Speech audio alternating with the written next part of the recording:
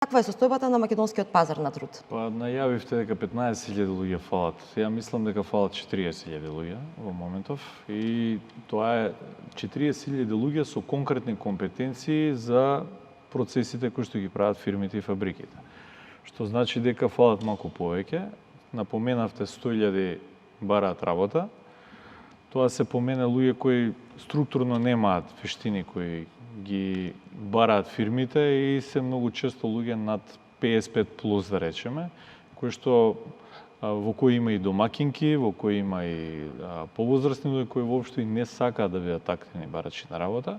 Така да, реално, со тие статистики, ние на терен гледаме дека они не ни бараат работа и веќе обесхрабрени се дека може да се прилагат. Имаме и магистри и доктори меѓу нив. Да, но пак ќе кажам, имаме и многу дипломирани кои немаат работа, еве да земеме, ако ја гледаме процентуално работата, не значи нигде ни на запад ако имаш диплома, не значи дека ќе бидеш вработен. Значи со таа девиза дека ќе завршиш факултет и ќе имаш работа, не е точно.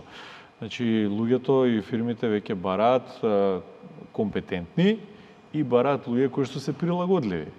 Значи меките вештини кои што покажува дека недостасуваат 40.000 според вашите Па најмногу во производствените процеси, да речеме, се бараат официјални работници, нели?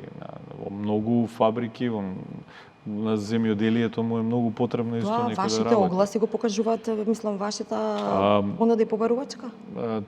Тоа е од комуникација со компаниите со кои што разговараме. Сега сите сакаат на некој начин, бидејќи образованието не нуди комплетен кадар, сите сакаат да добијат, веќе ако инвестираат во обука, да биде некој помлад на некој начин, за да може да така барем комуницираат, нели?